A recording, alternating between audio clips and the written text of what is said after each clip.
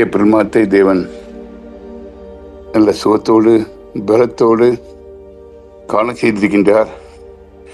அதனாலே நாம் கர்த்தருக்கு அதிகமாக நன்றி உள்ளவர்களாக இருக்கணும். முதல்ல இன்னைக்கு உலகமே ஒரு முட்டாள்தன தினமாக கொண்டாடிட்டு இருக்குது. மற்றவங்களை ஏமாத்தியாச்சுன்னா அவங்க பெரியவங்க அப்படின்னு நீ கொண்டாடுற நாளில் காலையில் நீங்களும் நானும் வந்து ஆண்டவர் சமூகத்தில் ஆண்டவருடைய பலனை பெற்றுக்கணும். இந்த மாதம் முழுவதும் ஆண்டவர் எங்களோடு கூட இருக்கணும் அப்படின்னு ஒரு ஆசையோடு வந்திருக்கிறோம். அப்படி தாகத்தோடு வந்திருக்கிற உங்களை ஒவ்வொருவரையும் கர்த்தர் ஆசீர்வதிப்பார். விசேஷமாக இந்த மாதத்தில் நான் வந்து காலையிலேயே இன்னைக்கு எனக்கு கர்த்தர் கொடுத்த வசனம் என்னன்னா, 1 நாளாகம புஸ்தகம் என் கூட நீங்கள் பைபிள் வச்சுக்கோங்க, திருப்புங்க. 1 நாளாகம புஸ்தகத்தில் அதில் 11வது அதிகாரம் 9வது வசனம். 1 நாளாகமம் 11வது அதிகாரம் 9வது வசனம். ஒரு அருமையான வசனத்தை தேவன் காலவேளையிலே எனக்கு ஈவாக கட்டளையிட்டார். அந்த அதில் தியானம் பண்ணிட்டு இங்கே வந்து இன்னைக்கு உங்க கூட முழங்கால நிற்கிறேன்.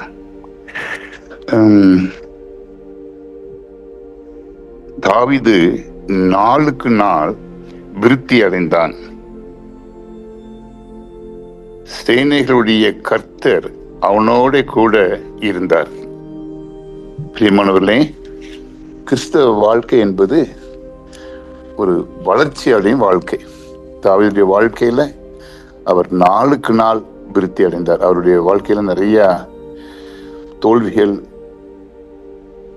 வெற்றிகள், சரீர பலகீனம், ஏமாற்றப்படுதல், அவர் ஏமாத்துறாரு, இப்படி நிறைய காரியங்கள் இருந்துச்சு. ஒரு சாதாரண மனிதனுக்கு நீங்களும் நானும் ஒரு நாளையில என்னென்ன காரியங்களை சந்திக்கிறோமோ அதே போல ஒரு சாதாரண மனிதன் என்று வேதம் தெளிவாக சொல்கிறது. பெரிய ஆள் கிடையாது அவர், சாதாரண ஒரு இடையன், ஆடு மேய்ப்பவர். ஆண்டவர் மேல அவ்வளவு ஒரு பக்தி வைத்திருந்தார். அது மட்டுமல்ல, அவர் அனுபவித்தார். தேவன் அவரோடு கூட இருந்தார். அதுதான் யோசேப்பு வாழ்க்கை பக்கமும் அவரோடு தேவன் இருந்தார். தானியேல் வாழ்க்கையில் தேவன் அவனோடு கூட இருந்தார். ஆண்டவர் நம்மோடு கூட இருப்பது, அதுவும் சேனைகளின் தேவன் என்று போட்டிருக்க. சேனைகளின் தேவன்னா நம்முடைய எதிரிகளை முறியடிக்கும் தேவன் நம்மோடு கூட இருக்கும் பொழுது நம்ம வந்து நாளுக்கு நாள் விருத்தி அடைவோம். இன்னைக்கு சில திருச்சபைகள்லாம் அந்த பாஸ்டர்ஸு அவங்க ஒரு பெரிய சிக்கல்ல உட்கார்ந்துட்டு இருக்காங்க. திருச்சபை வளர்ச்சி அடையவே இல்லை, அப்படியே நிக்குது. 10 வருஷம் ஞானஸ்தானம் கிடையாது, 10 வருஷம் அவங்க குடும்பத்துல பிரச்சனை வந்து தீரலை, அந்த பிரச்சனை பெருசாகிட்டே போகுது. பிரச்சனைகள், விசுவாசிகளுடைய பிரச்சனைகள் பெருசாகிட்டே போகுது. சபைக்கும் விசுவாசிகளுக்கும் பிரச்சனைகள். அப்படி அல்ல பிரியமானவர்களே, விருத்தி அடைகிற வாழ்க்கை. இன்னைக்கு நம்ம பார்க்க போற ஒரு அருமையான தேவனுடைய மனிதன் மார்ட்டின் டி பராஸ். அவர் வந்து ஸ்பெயின் நாட்டில் இருந்தவர். அவருடைய வாழ்க்கையில நாம் ஒரு சில காரியங்களை நாம் உங்களுக்கு முன்பாக வைத்து விட்டு நாம் தியானத்துக்குள்ளாக கடந்து செல்லலாம். அவரு ஒரு பணக்கார பிரபுக்கு பிறந்தவர் தான், பண்ணையார் வீட்டில் பிறந்தவர். ஆனா அந்த பண்ணையார் வந்து ஒரு ஆப்பிரிக்கன் லேடிய ஒரு மனைவியாக எப்படி சேர்த்து கொண்டார் என்று நமக்கு தெரியாது. ஆனா ஒண்ணு அடிமையோடு அவர் வாழ்ந்து வந்தார். அவங்க அம்மா அடிமை, கருப்பு இனம், ஆப்பிரிக்கன்ஸ். அப்பா வந்து வெள்ளைக்காரரு, அவருக்கு பிறந்தவர் அவரு. அப்போ கொஞ்சம் யோசிச்சு பாருங்க. அப்பா விட்டுட்டு போயிட்டாரு. இவருக்கும் உங்க சகோதரி இருக்காங்க, 2 பேரும் தனிமையாக விடப்படுறாங்க. அம்மா தனிமையாக விடப்படுறாங்க. ஒரு கடினமான சூழ்நிலையில, அடிமை வேற, கடினமான சூழ்நிலையில வளர்றாரு. வளரும் பொழுது என்ன ஆகுதுன்னா, இவர் வந்து ஒருவேளை அந்த காலத்துல எல்லாம் கேத்தலிக் கிடையாது, கத்தலிக் ரிலிஜன் கிடையாது. ஆனாலும் துறவுகாரம் கொண்டு அங்கு ஆண்டவரை ரொம்ப இரவு மூலமா தேடிக்கிட்டு இருக்கிறார். தேடிக்கிட்டு இருக்கும்போது அவருக்கு ஆண்டவர் கொடுத்தது என்னன்னா, அவர் பாருங்க ஒரு அருமையான டெடிகேஷன். அவர் அடிமைன்னு முத்திரை பதிச்சுட்டாங்க. அவரை அடிமைக்கு பிறந்ததுனால அவரு அந்த ஒரு ஹோம்ல தங்கி இருக்கிறாரு. துறவியார் எல்லாருமே திருமணமாகாம அங்க உட்கார்ந்து தேவனை துய்த்து கொண்டிருப்பாங்க. நிறைய பேர் வருவாங்க, பிளஸ் பண்ணுவாங்க. அப்படி அங்க தங்கி இருக்கும்பொழுது ஒரு நாள் அங்க உள்ளவங்களுக்கு சாப்பாட்டுக்கு இல்லை, வழி இல்லை. அப்ப வழி இல்லைன்னு சொல்லும் பொழுது இவரு என்ன சொல்றாருன்னா, அங்க உள்ள தலைவரை பார்த்து, பாருங்க நம்ம இதுல ரொம்ப கஷ்டம் ஆயிட்டு, அதனால என்னைய நீங்க வித்துருங்க. நான் ஒரு அடிமை தான். இன்னொரு ஆளு என்னைய விட எனக்கு நிறைய ரூபா கொடுத்தாங்கன்னா அவருக்கு வித்து அந்த ரூபாய நான் யார் கீழே இருக்கணும் அவங்களுக்கு செட்டில் பண்ணிடுங்க. பண்ணிட்டு இன்னும் கொஞ்சம் நான் அடிமையா போறேன். ஆனா மட்டும் அந்த ஏழைங்களுக்கு நம்ம உதவி செய்யணும், சாப்பாடு கொடுக்கணும் அப்படின்னு சொல்றாரு. அவருடைய ஆசை பாருங்க. அதான் அது செஞ்சாங்களோ செய்யலையோ அது தெரியல. ஆனாலும் எதுக்கு நான் இதை சொல்ல வரேன்னா, எதுக்கு இன்னைக்கு இந்த டிவோஷன்ல இந்த நிகழ்ச்சியை நம்ம போட்டிருக்கோம்னா, அவரை கொண்டும் ஆண்டவர் அப்புறம் 160 பேருக்கு சாப்பாடு கொடுக்குறாங்க. அந்த துறவரத்துல 160 பேருக்கு டெய்லி சாப்பாடு கொடுக்குறாங்க. நிறைய பேர் ஏழைகள் பட்டினியா கிடக்கிறவங்க சாப்பிட்டு போறாங்க. ஆனா அவர் வித்தாங்களா விற்கலையான்னு எனக்கு தெரியாது, போடல. ஏன்னா ஆனா ஒண்ணே ஒண்ணு நம்ம கற்றுக்கொள்ள முடியும் பிரியமானவர்கள், இந்த ஆட்டிடியூட், அந்த எண்ணங்கள். பிலிப்பியர் 2ஆம் அதிகாரம் 3ஆம் வசனத்தை என்னோடு கூட திருப்புங்க. இன்னைக்கு உடைய லைஃப் அப்ளிகேஷன் வசனம் பிலிப்பியர் 2ஆவது அதிகாரம் 3ஆம் வசனம். அதுல பவுல் என்ன எழுதுறாருன்னா, ரொம்ப அழகாக இந்த கால வேளையிலே பவுல் நமக்கு சொல்லிக் கொடுக்குறாரு. என்ன கொடுக்குறாருன்னா, ஒன்றையும் வாதினாலாவது வீண் பெருமையினாலாவது செய்யாமல் மனத்தாழ்மையினாலே ஒருவரை ஒருவர் தங்களிலும் மேன்மையானவர்களாக எண்ண கடவீர்கள். இதுதாங்க இயேசு கிறிஸ்து செஞ்ச இயேசு கிறிஸ்து சிந்தை. இயேசு கிறிஸ்து சிந்தை இதுதான். கீழே போட்டிருக்கு 5ஆம் வசனத்துல டெக்னிக். இந்த மாதத்துல நம்ம இந்த வசனத்தை ஏன் ஒரு டெஸ்டிங் பாயிண்டா வைக்க கூடாது? ஆண்டவரே, நான் ஆர்கியூ பண்ண மாட்டேன், நம்பர் 1. 2வது, பெருமை பண்ண மாட்டேன். 3வது, தாழ்மையாக நான் எல்லாத்துலயும் நடந்து கொண்டு மற்றவர்களை என்னிலும் மேலாக மரியாதை கொடுப்பேன். 3 பாயிண்ட் பிரியமானவர்களே. Number 1, no argument. Number 2, no pride, பெருமை இல்லை. Number 3, absolute humility. மற்றவங்களை பெருசா நினைக்கிறது. இது 3 இது கிறிஸ்துவின் சிந்தை என்று கீழே வசனங்கள் சொல்லப்படுகிறது. பவுல் எழுதுறார். இதுதான் கிறிஸ்துவின், அவருடைய இயேசு கிறிஸ்துடைய ஊழியத்துல அவர் நாளுக்கு நாள் விருத்தி அடைந்தார். அவர் எவ்வளவு பாடுகளையும் சகித்தார். மற்றவங்களை குறை சொல்லவே இல்லை. அவங்க அப்படி செஞ்சாங்க, இப்படி செஞ்சாங்க, அவங்கள விட நான் பெட்டர், எனக்கு தான் இருக்குது, எனக்கு தான் உனக்கு இல்லை அப்படின்னு எங்கேயுமே அவருடைய வாழ்க்கை சரித்திரத்தில் போடலங்க. ஆனா நம்முடைய வாழ்க்கை சரித்திரத்திட்டோம்னா, நம்ம நேற்று நடந்த நிகழ்ச்சியை, ஒரு வருஷத்துக்கு முன்னாடி நடந்த நிகழ்ச்சியை நம்ம குறிப்பிட்டு காட்டி, நீ அப்படி செஞ்சல, அதனாலதான் உனக்கு இப்படி ஆயிடுச்சு என்று மற்றவர்களை தரக்குறைவாக நாம் எடை போடுகிறோம். மனசுல எடை போடுறோம், சனத்துல அதை வெளியிலையும் கொண்டு வந்துடுறோம். குடும்பத்துல இன்னைக்கு நிறைய குடும்பங்கள பிரச்சனை என்னன்னா, பெருமை தாங்க. நான் பெரியவன், நான் பெரியவா, நான் சொல்றபடி தாங்க நடக்கணும். ஆனா மாறாக நாம் சம்பாதிக்கும் சம்பாத்தியத்தை கர்த்தர் கையில கொடுத்துட்டு, அது கர்த்தருடைய பணம், என் பணம் இல்லை, நான் இன்னைக்கு நல்லா இருக்கிறேன்னா என்னுடைய ஹெல்த் கர்த்தர் கொடுத்த கிருபை, பிச்சை ஹெல்த், நல்லா இருக்கிறேன். நான் இன்னைக்கு அழகா பேசுறேன்னா எனக்கு இந்த ஊழியத்தை ஆண்டு கொடுத்துருக்கிறேன்னா கர்த்தர் கொடுத்த கிருபை. அவர் நீ நம்ம அவரையே சார்ந்திருக்கும் பொழுது, அவரையே உயர்த்தும் பொழுது கர்த்தர் நம்மை இந்த நாட்களிலே உயர்த்துவார். இந்த வாரத்துல நான் பலிபீடத்தை குறித்து அதிகமாக தியானம் பண்ணி கொண்டிருக்கிறேன். பலிபீடம் என்று சொல்லும் பொழுது கல்வாரியிலே இயேசு கிறிஸ்து நமக்காக பலியாக கொடுக்கப்பட்டார். அந்த பலிபீடத்தை குறித்து அதிகமாக நான் தியானம் பண்ணிட்டு இருக்கேன். அது ஏன்னா, நீங்க உங்களுக்கு டைம் இருந்தா படிக்க பாருங்க. 2 சாமுவேல் புத்தகத்திலே கடைசி அதிகாரத்தை எடுத்துக்கிட்டீங்கன்னா, தாவீதுடைய வாழ்க்கையில அவர் நிறைய வெற்றிகள் எல்லாம் அள்ளி குமிக்கிறாரு. ஆண்டவர் கூட இருக்கிறாரு, நிறைய வெற்றிக்கு மேல வெற்றி. ஆனா பாருங்க, அவ்வளவு பெரிய ஜெயம் கொண்ட மனிதன் ஒரு காரியத்துல கோட்டை விட்டுறாரு. பெருமை வந்துருது. ஜனங்களெல்லாம் என்ன சொல்றாரு, போர் வீரர்கள் என்ன சொல்றாரு, யோவாப்கிட்ட போய், தளபதிட்ட போய், எத்தனை லட்சம் இருக்காங்க பாருப்பா அப்படிங்கிற. அப்படின்னா என்ன அர்த்தம்? அது அந்த வசனத்துல பாத்தீங்கன்னா, நீங்க 4ஆம் புத்தகத்துல பாத்தீங்கன்னா, இதே சாப்டர் 21 1 பாத்தீங்கன்னா, சாத்தான் புகுந்தான்னு போட்டிருக்கோம். சாத்தான் புகுறதுக்கு அவர் இடம் கொடுத்துறார் தன்னுடைய வாழ்க்கையில. அதனால என்னாச்சு? பெருமை வந்துச்சு. பெருமை வந்ததுனால என்னாச்சு? நிறைய பேர் 70,000 பேர் செத்தாங்க இவரால. அந்த ஸ்டோரி நீங்க சொல்றதுக்கு நேரம் இல்லை. பிரியமானவர்களே, ஒரு மனிதன் எவ்வளவு அழிவை கொண்டு வந்து விட்டார்.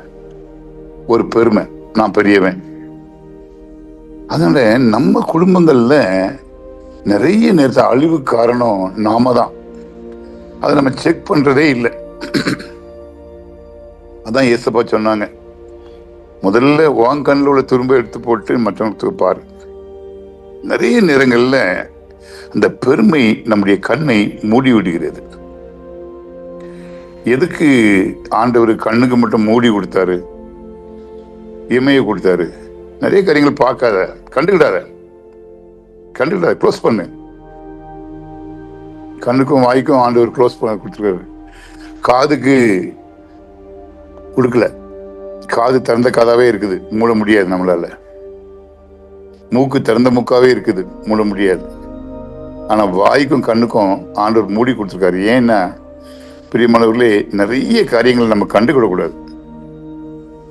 நிறைய காரியங்களை நம்ம கண்டுகிட்டாதான் பிரச்சனை. ஆனா கேள்விப்படுறது தப்பு கிடையாது. கேட்கணும், ஆழமாக கேட்கணும், ஆழமாக வேதத்தை அறிந்து கொள்ளணும், ஆழமாக நம்ம மற்றவர்களுடைய பிரச்சனைகளிலே நாம் ஈடுபட வேண்டும். தேவன் அதை விரும்புகிறார்.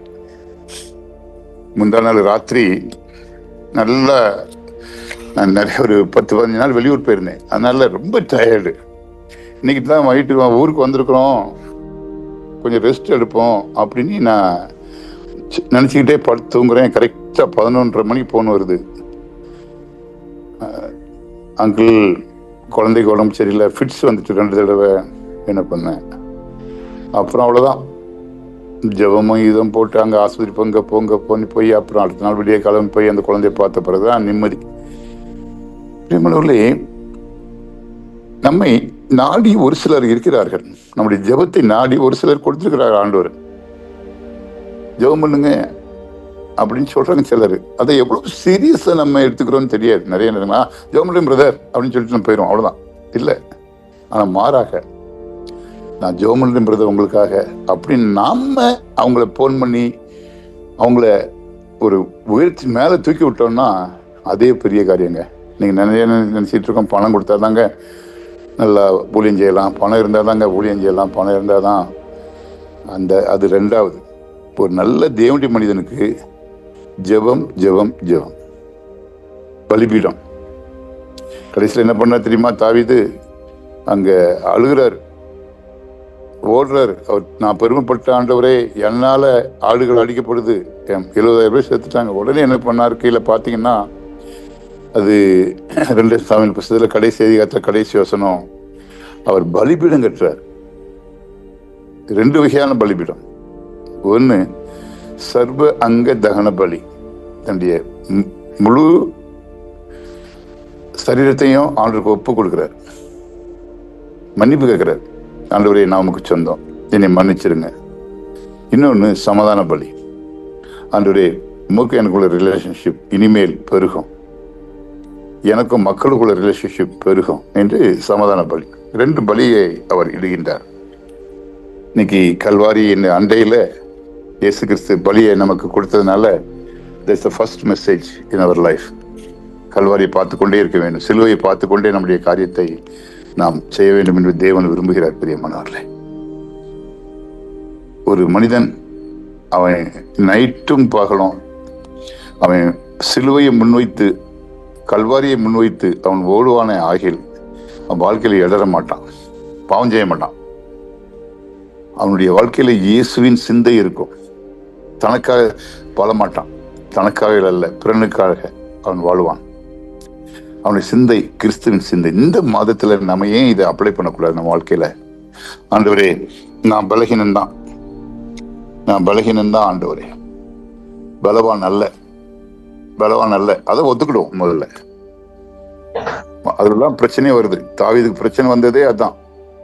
என்கிட்ட பெரிய சேனை இருக்குது, சேனை அதிபதி கர்த்தரை மறந்துட்டு சேனை இருக்குது, சேனை தேட ஆரம்பிச்சிட்டாரு. அதே போல நம்ம பேச்சிலையும் நான் தானே கொடுத்தேன், நான் தான் அவருக்கு சாப்பாடு போட்டேன்ப்பா, நான் தான் அந்த ஆளை வாழ வச்சேன், நான் இல்லைன்னா அவ்வளோ அவுட்டு, எவ்வளோ பிரச்சனையில இருந்தாரு. அது சாதாரணமாக நம்மளே அறியாமல் அந்த பெருமையான வார்த்தைகள், பெருமையான நடக்கைகள். 1 பவுன் நகை இருந்துச்சுன்னா திருப்தி கிடையாது. பாரு, அவங்கெல்லாம் 3 பவுன் போட்டுருக்காங்க, நான் எனக்கு மட்டும் ஏன் 1 பவுன்? கையில் ஒரு மோதிரம் போட்டால் நல்லா இருக்குமே, 4 பேர் பார்ப்பாங்களே மோதிரத்தை, அந்த மோதிரத்தை ஒரு டிசைன் போட்டால் இன்னும் நல்லா இருக்குமே, 4 பேர் காமிக்கலாமே. பெருமை பெருமை பெருமை. பிரிமனூர்லே மோதிரம் போடுறது தப்பு கிடையாது, செயின் போடுறது தப்பு கிடையாது. அது என்னைக்கு அது ஒரு பெருமையின் சின்னமாக வந்து விட்டதோ அன்னைக்கு அதை கலத்து தூரத்துக்கு போட்டுருங்க. ஏன்னா அது ஒரு விக்கிரகமாக மாறுகிறது. விக்கிரக ஆராதனை டக்குன்னு நம்ம உடனே ஒரு சாமி சிலையை நம்ம நினைக்கிறது தவறு. விக்கிரக ஆராதனை என்ன? இயேசு கிறிஸ்து கொடுக்கப்பட வேண்டிய இடத்தை நாம் பிற பொருளுக்கோ பிற மனிதர்களுக்கோ கொடுப்பது தான். அந்த விக்கிரக ஆராதனை இருக்கும்போது தேவன் நம்மோடு கூட இருக்க மாட்டார். நம்ம 1 நாளாகும் 11ஆம் அதிகாரம் 9ஆம் வசனத்தில் படித்தது போல சேனைகளின் கர்த்தர் தாவீதோடு கூட இருந்தார், அவன் நாளுக்கு நாள் விருத்தி அடைந்தான். பிரியமானவர்களே, இயேசு கிறிஸ்து நம்மை போல பாடுள்ள மனிதர். பைபிள்ல எபிரேயர்ல போட்டிருக்குங்க, பாடுள்ள மனிதர். நம்மளும் பாடுள்ள மனிதர்கள் தான். பாடையே இல்லாத வாழ்க்கை வாழணும்னு யாராவது நீங்க நினைச்சீங்கன்னா, நான் நினைச்சேன்னா தட்ஸ் நாட் ரைட், கரெக்ட் அல்ல. பாடுகள் மத்தியிலையும் நம்ம ஒரு ரோஜா செடி எப்படி முள்ளு இருக்கிறதுலையும் அழகான ஃப்ளவர்ஸ் கொடுத்து மற்றவர்களை மகிழ வைக்குதோ, அதே போல நாம் மற்றவர்களை மகிழ வைக்க வேண்டும். பிரியமானவர்களே, நம்முடைய வாழ்க்கையில ஒரே ஒரு வாழ்க்கை, only one life. எல்லாருக்குமே மரண தேதி எழுதப்பட்டிருக்கிறது. யாருமே நான் அந்த ஊர்ல பெர்மனண்டா இருப்பேன் எனக்கு இல்லவே இல்லை. இந்த வாழ்க்கையில நான் எத்தனையோ பேருக்கு மண் போட்டேன், எத்தனையோ பேருடைய கையில தாலி எடுத்து கொடுத்துட்டேன். ஆனா நான் அடிக்கடி நினைக்கிறது, ஆண்டவரே, இந்த ராத்திரியில நீர் வந்தீர்னா நான் உங்கள்கிட்ட வரணும்ப்பா, அல்லது என்னோட மூச்சு நின்று போச்சுன்னா நான் உம்மோடு கூட இருக்கணும்ப்பா. அப்படிதான் சொல்லி நேற்று நைட்டு கூட அப்படி சொல்லிட்டு தான் படுத்தேன் ஆண்டவர்கிட்ட. அப்போ இந்த நித்திரை ஏதோ நம்ம பெரிய சாதனை பண்ணிட்டோம், நாளைக்கு போய் அதை செய்யணும் இதை செய்யணும், அந்த கதையெல்லாம் வேண்டாம். அது உலக பிரகாரம் மக்கள் என்ன சொல்லுவாங்க, நான் அப்படி பண்ணுவேன், நாளைக்கு அப்படி பண்ணுவேன், இப்படி பண்ணுவேன், உனக்கு அதை தருவேன், இதை தருவேன், ஒரு ஹோப் கொடுப்பாங்க. நம்ம ஹோப் முழுவதுமாக ஆண்டவர் மேலதான் நம்பிக்கை இருக்கணும். ஆண்டவரே, இன்னைக்கு வரைக்கும் எனக்கு நிர்ஜீவன் கொடுத்திருக்கிறீரு, செய்து முடிச்சிருக்கிறது உங்களுக்கு ஸ்தோத்திரம். என்னுடைய சரீரத்தை சர்வாங்க தகன பலியாக கல்வாரியில நான் லிவிங் சாக்ரிஃபைஸாக, ஜீவ பலியாக என்னை ஒப்பு கொடுக்குறேன். ஆண்டவரே, இந்த நாள்ல தெரிஞ்சோ தெரியாமையோ ஒரு சில பாவங்களை செஞ்சுட்டு என்னை மன்னிச்சிருங்கப்பா, இனிமேல் அந்த இதை ரிப்பீட் பண்ண மாட்டேன். நான் நைட்டு படுக்கும்போது சமாதானமாக உம்மோடு கூட பேசிட்டே படுக்கணும் ஆண்டவரே, பாட்டு பாடிட்டே தூங்கணும் ஆண்டவரே, வசனத்தை தியானித்துட்டே தூங்கணும் ஆண்டவர். இப்படி நம்ம ஆண்டவர்கிட்ட அவருக்கு பிரிய மாதிரியே நம்ம கேட்டுக்கிட்டு இருந்தோம். பிரியமானவர்களே, இந்த இரவெல்லாம் நமக்கு ஒரு சமாதானம் உள்ள இரவாக மாறும். ஒருவேளை சரீரத்தில் சில பலகீனங்கள் இருக்கலாம், இருந்தா கூட அந்த அது பலகீனமாக தெரியாது. அது கர்த்தர் கொடுத்த ஒரு கிஃப்டா தான் தெரியும். எமி கார்மைக்கல் அம்மாவை பார்க்கணும்னு நான் அடிக்கடி போவேன் அவங்க இடத்துக்கு. நீங்க கண்டிப்பாக எல்லாரும் பார்க்க வேண்டிய இடம். அடுத்த வாரத்துல கர்த்தருக்கு சித்தமானால் நானும் என் குடும்பமும் அங்க போறோம், டோனாவூருக்கு. அங்க என் பேர பிள்ளைங்களெல்லாம் கூப்பிட்டு போறேன். என் பிள்ளைங்களெல்லாம் நான் எத்தனையோ தடவை கூப்பிட்டு போயிருக்கேன் அந்த இடத்துக்கு, எமி கார்மைக்கல் அம்மா ஊழியம் செஞ்ச இடத்துக்கு. அவங்களுடைய வாழ்க்கையில ஏற்கனவே 50 வருஷம் ஊழியம் பண்ணியிருப்பாங்க. அந்த 50 வருஷ ஊழியத்துல பாருங்க, ஒரு நாள் ஊழியம் செஞ்சுட்டு வரும்போது ஒரு பாத்ரூமுக்காக கட்டப்பட்ட குழியில கீழே உளுந்து கால் ஒடிஞ்சு போயிருது. கால் ஒடிஞ்ச பிறகு 17 வருடம் அவங்களால கால் நடக்க முடியாது, படுத்த படுக்கையாக மாறி விடுவார். படுத்த படுக்கையில் ஒரு வீல் சேர், இந்த வீல் சேர் இன்னும் வச்சிருப்பாங்க பத்திரமா, ஒரு ரூம், அதெல்லாம் ஊழியம் பண்ணாங்க. அந்த அம்மா பல புத்தகங்களை எழுதினார்கள், பல பிள்ளைகளுக்கு வாழ்வு கொடுத்தார்கள். அவங்க வாழ்க்கையில நான் அடிக்கடி கூட்டிட்டு போய் என் பிள்ளைங்களுக்கு எல்லாம் காமிச்சதுக்கு எதுக்காக கூப்பிட்டுவாங்க, டோனவர் கூப்பிட்டு போறேன், என் பேர பிள்ளைங்களாம் கூப்பிட்டு போறேன்னா அங்க சில காரியங்களை கற்றுக்கொள்ள முடியும். நம்முடைய வாழ்க்கை செத்தாலும் இன்னைக்கு பேசுகிறது பிரியமானவர்களே. என் பிள்ளைங்களுக்கு வைக்கிற சொத்து நான் இதுதான் மிஷன். அதான் இந்த நாட்களிலும் நம்ம நிறைய மிஷனரிஸ் பற்றி எழுதிட்டே இருக்கிறேன், கலெக்ட் பண்ணிக்கிட்டே இருக்கிறேன். அங்கங்கெல்லாம் எந்தெந்த புக்கிலலாம் இருக்குது எல்லா புக்கையும் கலெக்ட் பண்ணி அவங்களுடைய வாழ்க்கையில நம்ம என்ன கற்றுக்கொள்ள முடியும், என்ன கற்றுக்கொள்ள முடியும். பிரியமானவர்களே, சொத்து சேர்க்கணும், வீடு வாங்கணும், வாடகை வீட்டிலே இருந்துட்டேன், லீஸ் வீட்டுக்கு போனோம், லீஸ் வீட்டிலே இருந்துட்டேன், சொந்த வீடு வாங்கணும், தப்பு இல்லை, தப்பே இல்லை. பிள்ளைங்களுக்கு நல்ல இடத்துல கல்யாணம் பண்ணி கொடுக்கணும், தப்பே இல்லை. ஆனால் மாறாக அதை கர்த்தர் செய்ய வேண்டும். நாம் கர்த்தருடையவர்கள், நாம் கர்த்தருடைய கருவி. அவருடைய ஏற்ற கருத்தை அவர் அழகாக நடத்துவாரு. எப்போ ஆண்டவரே நான் ஊழியக்காரன், நான் உன்னுடைய பிள்ளை, விசுவாசி, உண்மையாகவே என்னை விசுவாசின்னு எல்லாரும் கூப்பிடுறாங்கப்பா, நான் உண்மையை விசுவாசிக்கிறவன், நீர் எனக்கு செய்யணும். மாறாக நானே நான் நான் நான் அப்படின்னு நம்ம போது நம்ம பிள்ளைங்களுக்கு அதை தான் நம்ம சொத்தாக சேர்த்து வைப்போம். மாறாக பல தியாகிகளுடைய வாழ்க்கை பற்றி நீங்க பேசுங்க. உங்க வீட்டில் இருக்கும்போது சில மிஷனரிஸுடைய வாழ்க்கை பற்றி பேசுங்க. சில நன்மையான காரியங்களை செஞ்ச தேவனுடைய பிள்ளைங்க உங்களுக்கே தெரியும், சில நன்மையான காரியங்களை செஞ்சவங்களை அவங்கள பற்றி பேசுங்க. மாறாக இந்த பிசாசு பிடிச்சவங்களெல்லாம் பற்றி பேசிக்கிட்டு, எங்க வீட்டில் ஒரு சின்ன டிஸ்கஷன் வந்துச்சு, ஒரு பாஸ்டர் மோசமானவர் அப்படின்னு லேசா டிஸ்கஷன் வந்துச்சு. நான் உடனே கட் பண்ணிட்டேன். தயவுசெய்து அந்த பாஸ்டர் பற்றி பேசாதுங்க. நான் ஒரு காலத்தில் அப்படிதான் பேசினேன். நான் நிறைய காரியங்களை இழந்துட்டேன். இந்த மாதிரி ஊழியக்காரங்கள் குறை பேசுறதுனால நிறைய காரியங்களை வாழ்க்கையில் இழந்துட்டேன். அதனால தயவுசெய்து அந்த டாபிக் வேண்டாம், உடனே இந்த டாப்பிக்கை கட் பண்ணி விட்டுட்டேன். பிரியமானவர்கள், இந்த நாட்களிலே பிசாசு நம்ம டைமை எப்படியாவது திருடணும்னு ஆசைப்படுறான். நாம காலத்தை பிரயோஜனப்படுத்திக் கொள்வோம். அதிகமாக அவனுடைய சமூகத்துல காத்திருக்கணும், காத்திருக்கணும், காத்திருக்கணும். அதுதான் ஆண்டவர் விரும்புறாரு. பலிபீடம் கட்டுங்க, பலிபீடத்தை கட்டுங்க, ஜெப பலிபீடத்தை கட்டுங்க.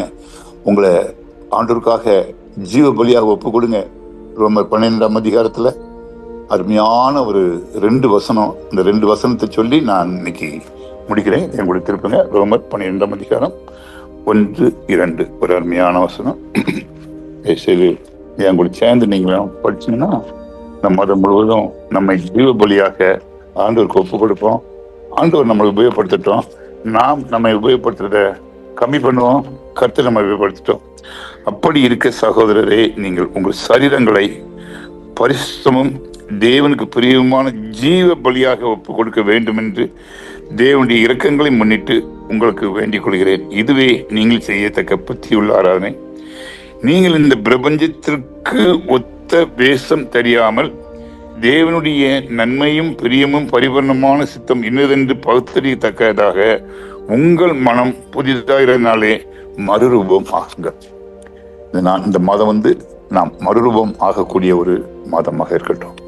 மறுரூபம்னா என்ன அர்த்தம்னா, நாம் கர்த்தர் நம்மை உபயோகப்படுத்தட்டும், மக்கள் இயேசு கிறிஸ்துவை உங்கள் வாழ்க்கையில் பார்க்கட்டும், நீங்க உங்களுடைய எண்ணங்கள், உங்களுடைய செயல்கள் எல்லாமே இயேசுவை முன்மையமாக வைத்ததாக இருக்கட்டும். அப்போ உங்க வாழ்க்கையை மாறிக்கிட்டே இருக்கும். நேற்று நைட்டு நான் தேவனுடைய பிரசன்னை என்ன அழகா உணர்ந்தேன் தெரியுமா?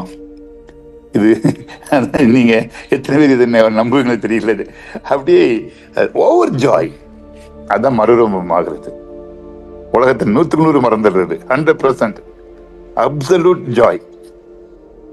ஒரு 7:30 மணி 8 மணி இருக்கும், சர்ச் பக்கத்தில் நின்றுட்டு இருக்கேன். என்னை அறியாமலேயே ஹாப்பினஸ், ஓவர் ஜாய். அதுதான் மறுரூபம் என்று நான் உணர்கிறேன். அந்த இதை சாஸ்திரி எப்படியாவது தட்டி பறிக்கலாம்னு ஆசைப்படுவான். நம்ம அப்படி விட வேண்டாம். நம்ம கல்வாரியில நம்மை பலியாக, ஜீவ பலியாக ஒப்பு கொடுப்போம். இந்த பிரபஞ்சத்துக்கு வேஷம் தெரியாம நடிக்காம உண்மையாக கர்த்தருக்கு இருப்போம். கர்த்தர் நம்மை உபயோகப்படுத்தட்டும். அன்புள்ள ஆண்டவரே, இந்த நாட்களிலே எங்களை ஜீவ பலியாக நாங்கள் ஒப்பு கொடுக்க, ஆண்டவரே, கல்வாரி அண்டையிலே வந்து பலிப்பீடங்களை நாங்கள் கட்டி, இயேசு கிறிஸ்து எங்களுக்காக சிலுவையில் அறையப்பட்டார் என்பதை நாங்கள் அடிக்கடி உணர, நாங்களும் சிலுவையில் அறையப்படுறதுக்கு தயாராக இருக்க, மற்றவர்கள் என்ன பேசினாலும் சரி, மற்றவங்க என்னன்னாலும் எங்களை பற்றி இது பண்ணாலும் சரி, அதை கண்டுக்கிடாம உண்மையை நோக்கி எங்களுக்கு கொடுக்கப்பட்ட ஓட்டத்திலே ஓடி முடிக்க கிருபைதான். ஏப்ரல் முழுவதும் பிரசனம் அடிவிலோடு இருக்கட்டும். இயேசுக்கு திருமணம் கேட்க. ஆமென், ஆமென்.